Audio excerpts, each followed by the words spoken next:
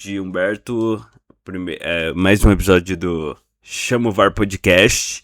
Hoje é um dia tão especial para Flamenguista e Palmeiras, que é a final da Libertadores. O que você tem de expectativa dessa partida aí?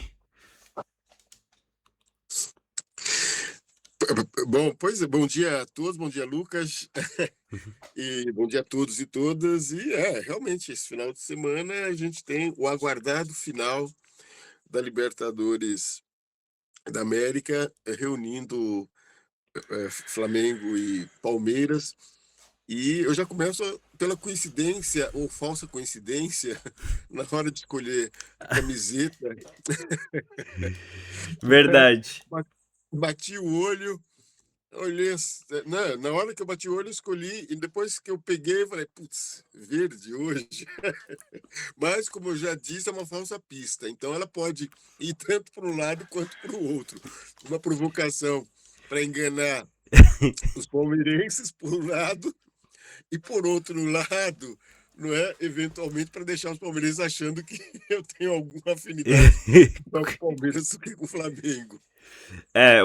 O Flamengo também, que empatou com o Atlético Mineiro na última rodada, que podia já vencer o Brasileirão. Só que eu acho que também é uma partida que eles tiraram o pé pra focar mais na Libertadores em si. Ou foi uma derrapada do clube rubro-negro. O que você achou dessa partida aí também? Essa partida em especial, ela entra no rol daquelas que eu chamo, né, de partidas ou de momentos do futebol em que você tem a circunstancialidade, já falei isso aqui, né, Uhum. como um fator que depois que as coisas acontecem, você começa, não é, a levantar todo tipo de relação de causa e efeito e tal, e aí, né, pode extrair daí uma série de coisas.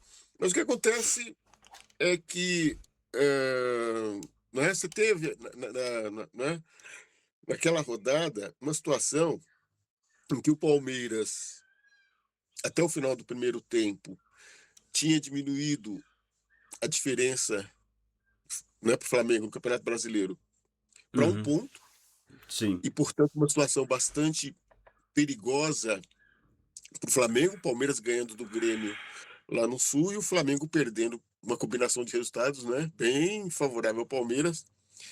E aí, no segundo tempo das duas partidas, você teve, quer dizer, uma partida está ligada à outra. Sim. E aí, o que acontece é que no final, quer dizer, já nos descontos, o Flamengo empata. O Flamengo empata. Aí aumentou Então, a um gol distância. aos 46 minutos do segundo tempo, então você tem aquilo que eu chamo de circunstancialidade. Quer dizer, o Flamengo e o Palmeiras, de fato, e principalmente o Palmeiras, é impressionante, não é? Como o Palmeiras está sentindo fisicamente, psicologicamente, mentalmente, estruturalmente, Sim. essa reta final. O Palmeiras marcou, fez 2 pontos em 15 possíveis, portanto, 5 jogos. E seria interessante pegar a tabela do campeonato, ver, ou pegar o campeonato as últimas 5 rodadas, né, fazer a classificação nessas últimas 5 rodadas e ver quais equipes, não é, que marcaram menos pontos, vamos assim dizer, Sim, que o Palmeiras nessa. Quer dizer, é aquela coisa de falsa equivalência que eu chamo a atenção o tempo todo. Estevão superou Haaland, né? Manchete que eu vi esses dias. E Mbappé na Champions. Quer dizer, essas comparações, elas são assim. Palmeiras, por essas 5 últimas rodadas, eu não sei, eu precisaria fazer o levantamento, mas provavelmente estaria na zona de rebaixamento. Exatamente, mas foi uma surpresa também até pros palmeirenses essas últimas rodadas do Brasileirão, que eu acho que também deu o título brasileiro pro Flamengo, assim. Até o Abel Ferreira disse na coletiva que esse Brasileirão já tá dado pro Flamengo, né?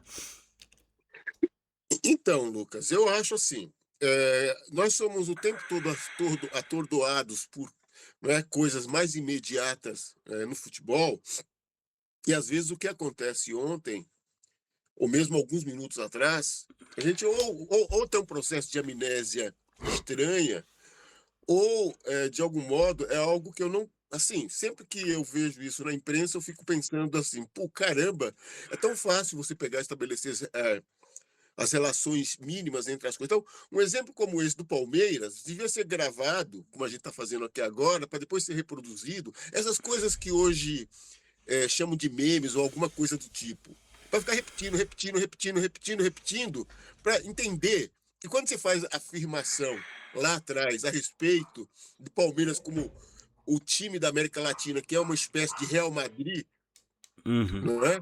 Uma espécie de Liverpool, de alguma coisa do tipo, para você ver que 2 semanas depois. Agora, se isso está presente, então não faz essa afirmação, agora aqui, com uma certa ênfase da minha parte, não faz essa afirmação idiota lá atrás, porque lá na frente, você depois vai ficar exposto a quê? A um tipo de situação que é essa. Quer dizer, cadê o Palmeiras? Eu vi, não vou ficar citando nomes aqui, Uhum. as pessoas falando do Palmeiras depois de 5 vitórias, exatamente, em que o Palmeiras meteu goleadas, assim, marcou 15 gols em acho que 3 ou 4 jogos e tal, Sim. etc. Como se o Palmeiras fosse, não o Santos da década de 60. O Santos da década de 60 ele é amador na frente do Palmeiras. Né? É o melhor Palmeiras de todos os tempos e qualquer academia é time de criança. Então, essas afirmações me surpreendem bastante. Por quê? Porque depois você tem que ficar explicando que focinho de porco não é tomada. Quer dizer, como é que esse time, 2 semanas atrás, pegava qualquer adversário, fazia 4, 5, não é? Uhum. Virava, como virou contra o LDU, como virou, não é? E agora não consegue fazer, passou 3 jogos, 3 ou 4, 3 jogos sem, 300 minutos sem fazer gol, e É, agora contra o Grêmio ainda perdeu. eu lembro daquele Brasileirão 2017 do Corinthians, que o Corinthians estava fez o primeiro turno incrível, não perdeu nenhuma partida e depois começou a perder. Aí todo mundo É, pensava que o Corinthians ia perder um campeonato mais fácil da história, e só que na reta final ganhou do o Palmeiras. Palmeiras, Fluminense e depois do Fluminense foi campeão brasileiro. Eu lembro do Mas, Palmeiras. Uhum. mas enfim, mas eu acho que esse Brasileirão não estava dado pelo Palmeiras. A disputa com o Flamengo é bem difícil. O Flamengo também pegou uma reta final de Brasileirão bem fácil, assim, com times de G6 para baixo. E falando da final da Libertadores, eu acho que essas 5 partidas que o Palmeiras perdeu pode afetar também na partida, né? Então, aí eu acho que há uma tentativa da Leila, não é, do Abel, de colocar panos quentes ou de tentar tranquilizar. Mas é inegável que, mas isso vale também para o Flamengo. O Flamengo também não está. O Uhum. Flamengo tem tido, né, resultados, os últimos resultados do Flamengo também não são exatamente animadores. Assim, o Flamengo não está jogando nenhum esplendor. Então, você tem os dois times, não é? Parece que sofrendo nesse final de temporada. Eu acho que pode, quer dizer, é um fator, não é? Uhum. Eh, a gente vê que, por exemplo, aquilo que comumente chama de confiança, o Flaco Lopes e a dupla, né? E o Vitor Roque, como é que ela vai, essa confiança, como é que ela vai efetivamente em campo agora Sim. se manifestar? E, e é claro que uma final é um jogo, então aí volta a circunstancialidade. Um gol aos 5 minutos pode ser determinante para um dos dois times. E o engraçado dessa final da Libertadores, que se o Flamengo ganhar, o Palmeiras pode ficar sem título esse ano, né? Esse Isso, é um outro fator, exato. e isso foi discutido também pela mídia também, porque, pô, Sim. O Corinthians devendo mais do que sei lá o que, pode ganhar a Copa do Brasil e ganhou o Paulistão em cima do Palmeiras, enquanto o Palmeiras tem as contas tranquilas, vai ficar sem título esse ano, né? Então, Palmeiras desde o Paulista do ano passado, não é? Palmeiras não ganha nada. E isso é um fator, assim, e veja bem, o Palmeiras não ganha nada, isso que você está falando. Quer dizer, com um time forte, um time que se reforçou, inclusive, bastante, né, para esse brasileiro e tal. E um time que domina, não é praticamente ao lado do Flamengo e tal. Quer dizer, um time que domina o futebol brasileiro dos últimos 5 anos. Uhum. Então, se perder a Libertadores, realmente o Palmeiras sai. Eu acho que pela primeira vez desses últimos anos, a temporada inteira, sem nenhum título. E a pressão do Abel também vai ser muito, muito grande, né, também. Ela Ma- já existe um desconforto, ele anunciou que continua, sim, tudo. mas Agora, ele anunciou que diga. continua, mas não sei se o palmeirense vai querer continuar com ele mesmo perdendo a Libertadores, né? Então, a Leila também sinaliza que, né, que continua até, enquanto ela, né, a gestão dela vai até o final do ano que vem, 27, não me falha a memória, da Uhum. Leila. Então, É, bom, mas são afirmações. Eu não vou. O Abel, inclusive, falou uma coisa que para mim pesa bastante. Minha palavra vale mais que um contrato. Sim. Mas eu sou meio desconfiado dessas afirmações. Claro que eu posso individualizar as pessoas e não ver o caráter das pessoas pelas afirmações, porque aí seria leviano da minha parte. Se É, ele falou isso, eu acredito. que nem o Vitor Pereira Agora, com a sogra também. pois é. Então, eu acho leviano você pegar e ficar desconfiando de afirma, quer dizer, seria eu, né, desconfiável, desconfiar de alguém que eu não conheço, afinal de contas, conheço como figura pública, mas, né, se ele disse, então eu levo isso em conta. Agora, já vi muita coisa, muito blefe, vamos assim dizer, Uhum.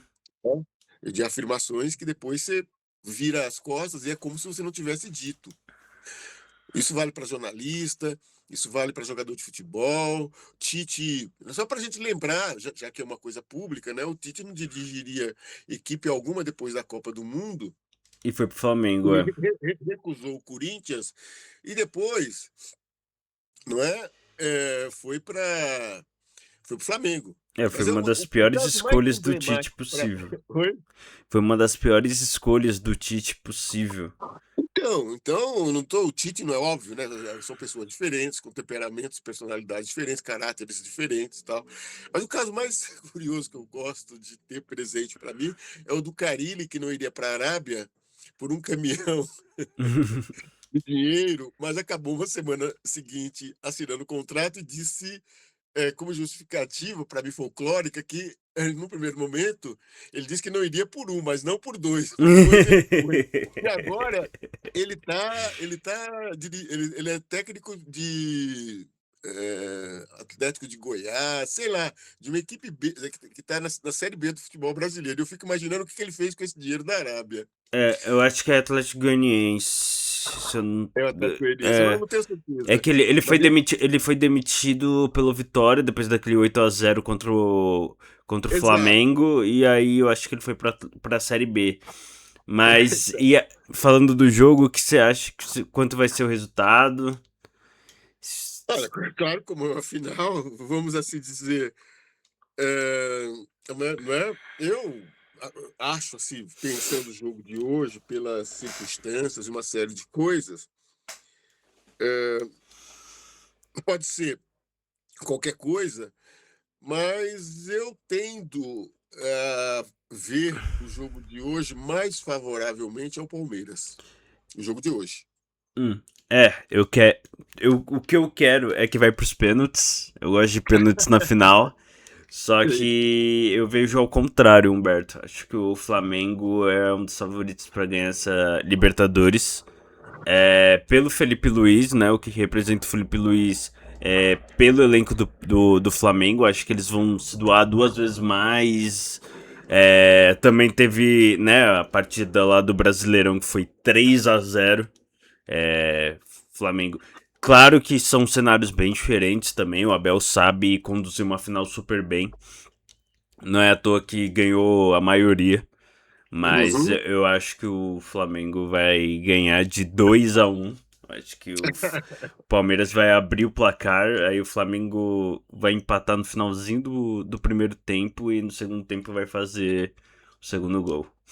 E aí, para reviver a final do Flamengo, primeira conquista do Flamengo da Libertadores nesse momento do futebol brasileiro, 19, com né, o Jesus contra o River Plate, começou perdendo, foi lá e É, o Gabigol virou. é o jogo do Gabigol. Não, claro, todas as possibilidades são válidas. Eu só, assim, mas é só para justificar um pouco que eu É tô. final, né? Então não tem. É final. Mas É, assim, tem uma eu história acho muito que o Palmeiras entra engraçada mais também. mordido e justamente o que você falou. O Abel deve montar uma equipe sabendo, não é, ou pelo menos suficientemente focada na partida, né? E o Palmeiras, apesar de tudo, convenhamos, tem dado exemplos, né, de, de superação.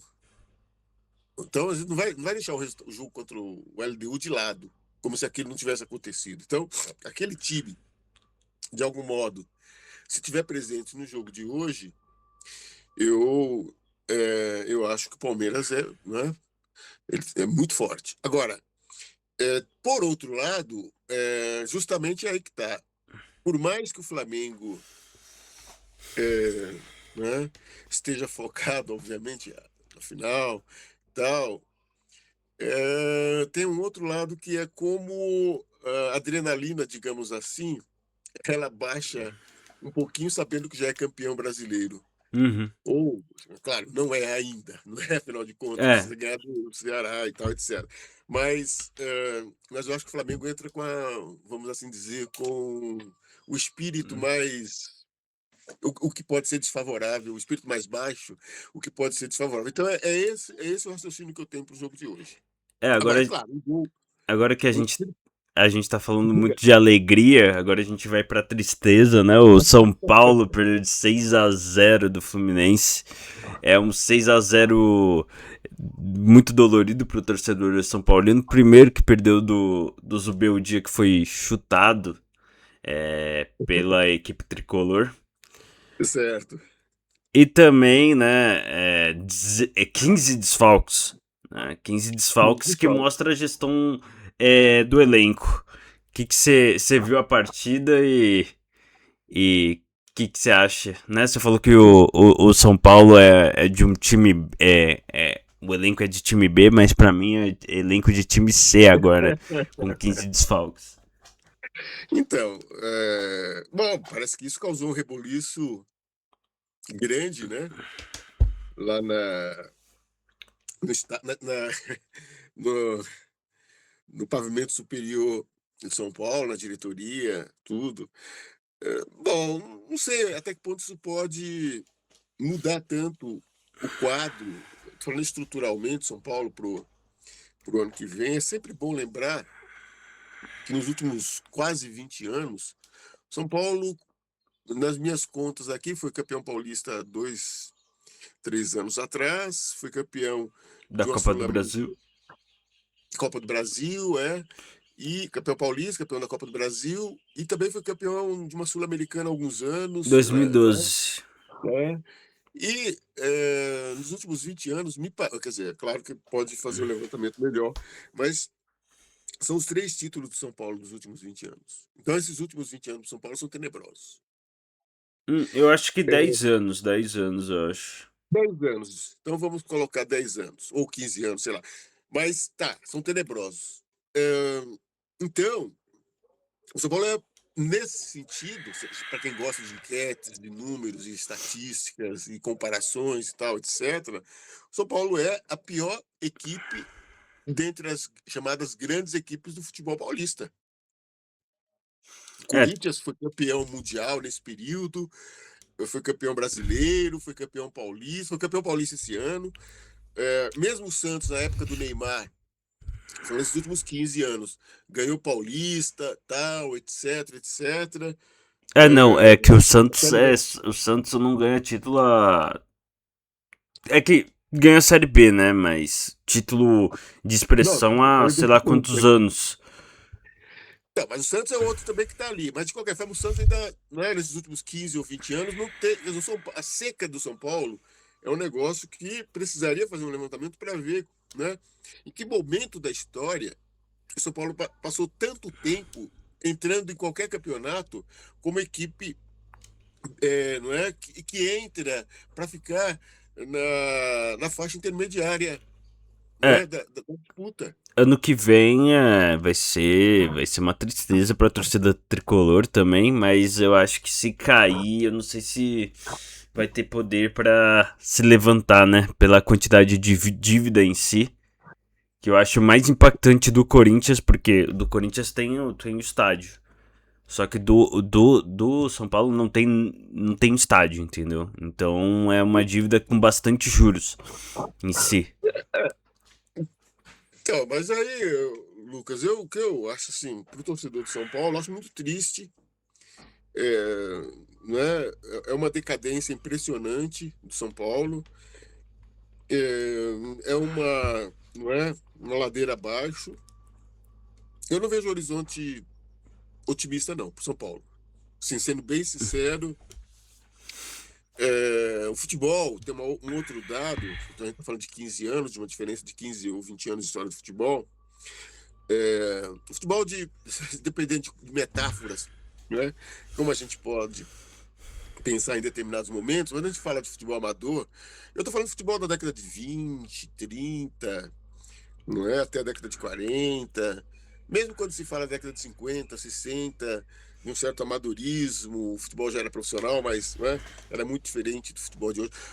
Se a gente quiser exagerar, o futebol de 15, 20 anos atrás, esse futebol de 15, 20 anos atrás, para mim, ele era amador em relação ao futebol atual. Uhum. E isso quer dizer o seguinte para mim, que o futebol hoje, para mim, isso é uma coisa que eu tenho pensado já há algum tempo, ele se afunilou de tal modo que você tem concentradas duas, três equipes e uma tendência a duas, três equipes manter hegemonia. Eu lembro quando o campeonato espanhol, 30 anos atrás, equipes como La Coruña, Valência e tal, Uhum. etc., faziam frente ao Barcelona e ao Real Madrid. É, Hoje não existe mais isso. a A chance. Bundesliga também, que é só o Bayern de Munique que ganha. Exato, eu lembro quando outras equipes estavam ali. Hoje não. Hoje, então, é um afunilamento do futebol brasileiro. A Libertadores. Não é? Era uma competitividade que equipes do Paraguai, do Uruguai. Equador, da Colômbia, do Chile, da Argentina. Hoje não. Hoje, quer É dizer, só onde time vai futebol? brasileiro.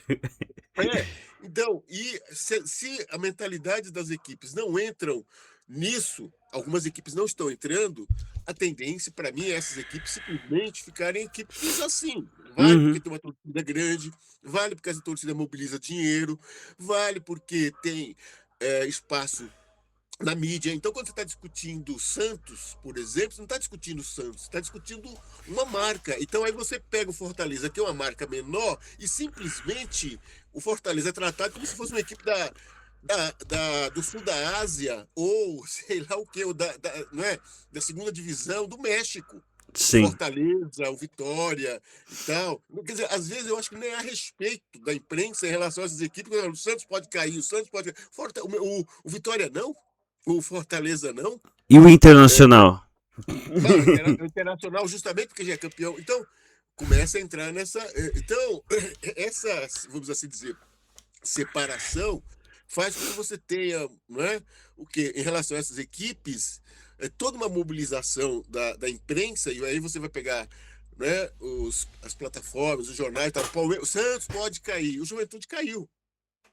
É, o O Juventude Juventude caiu. caiu. Então, o Juventude caiu, então, se a gente colocar no Google Juventude e tal, vai parecer que caiu. Mas você não tem Na esse verdade, vai cair contra choque. o Santos, né? Eu acho que agora com essa partida aí do Sport, Santos que venceu bem o Sport, eu acho que vai dar uma motivação a mais também. O Neymar que, né, apesar das críticas, jogou machucado em si, né? Não, Que ele tem um machucado no joelho, eu acho. Uma lesão no joelho. E aí o Internacional que perdeu de 5-1, né?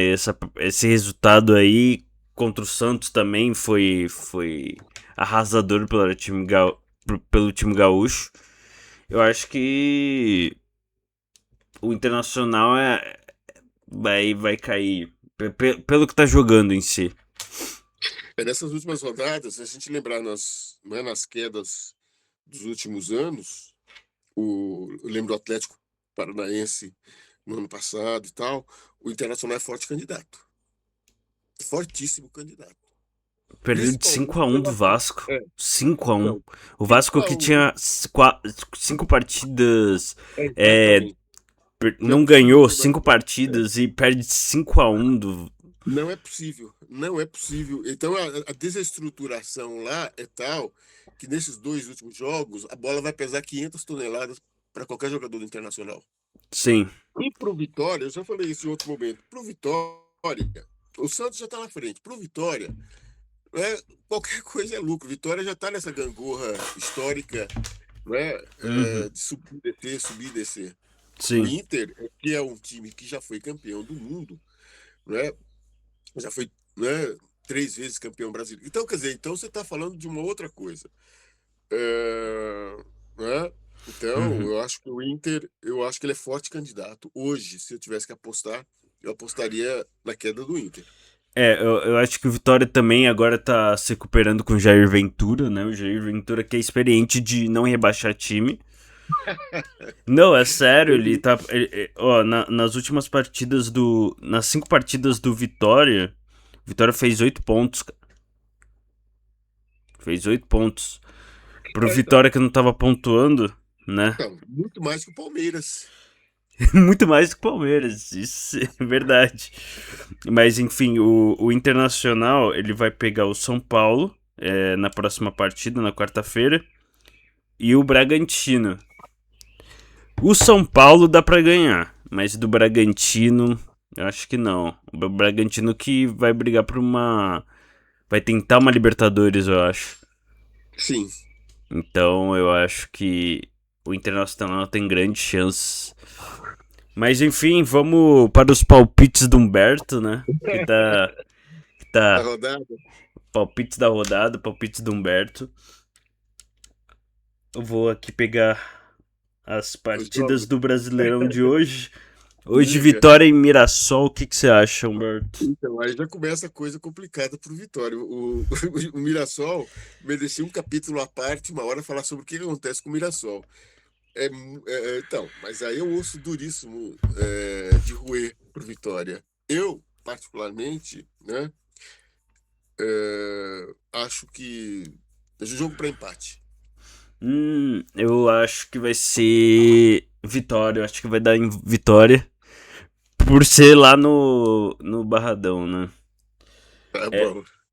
Fortaleza e Atlético Mineiro. Eu acho que o Atlético Mineiro vence. Fortaleza vai ser rebaixado nessa partida. Fortaleza está com a corda no pescoço. E o Atlético Mineiro tem essa coisa do jogo contra o Flamengo que foi muito bem. Então eu também estou com você. Nesse jogo eu acho que o Atlético Mineiro está mais leve para a partida. Ceará e Cruzeiro. Cara, se o Cruzeiro ganhar, ele passa o Palmeiras, não é? Uhum. No brasileiro, e apesar de pouco provável, passa a ser a maior ameaça ao título do Flamengo. Então, de algum modo, como eu gosto da disputa até o final, assim, agora tô falando como torcedor, eu torço pro Cruzeiro hoje. O Cruzeiro que ganhou bem do Corinthians foi 3-0. É, O Corinthians foi trucidado. Nunca vi uma diferença tão grande tão, assim tão grande. de, Eu de torço pro dois Cruzeiro. elencos. Eu acho que vai ser Cruzeiro também. Ceará vai se complicar ainda mais também no Brasileirão. Uma grande possibilidade de ser rebaixado. O Ceará também tá ali numa Porque, zona bastante perigosa. assim, ó, o Ceará vai pegar o Cruzeiro agora, depois vai pegar o Flamengo e depois o Palmeiras. É. Isso ajuda, digamos assim, o Inter nessa corrida final. Porque aí é um pouco também os adversários, como eles vão lidar com seus respectivos jogos. E aí, Corinthians e Botafogo. Olha, os dois, praticamente, vai ser uma espécie de prestação de contas para as torcidas, né? Uhum. O Corinthians é tão oscilante, o Botafogo está tão oscilante, que é difícil dizer. O Corinthians pode fazer uma partida maravilhosa, como a que fez contra o São Paulo, sei lá, e uma partida tenebrosa, como a que fez contra o Cruzeiro, sei lá. Então, e o Botafogo também, ele está nessa gangorra. Empate. É que eu não tô vendo muito as partidas do Botafogo em si. E ó que eu acompanho bastante futebol, não tô vendo as partidas do Botafogo. Mas eu acho que vai dar. Vai ser empate, vai ser empate. Vai ser Eu também acho empate. que é empate. Jogo de Uhum. empate. Então é isso, Humberto. 30 minutinhos de podcast. Muito obrigado. Tá bom. Obrigado, Lucas. Obrigado a todos. Até a próxima. Deixa o like, se inscreve no canal que vai ajudar bastante a gente. E falou!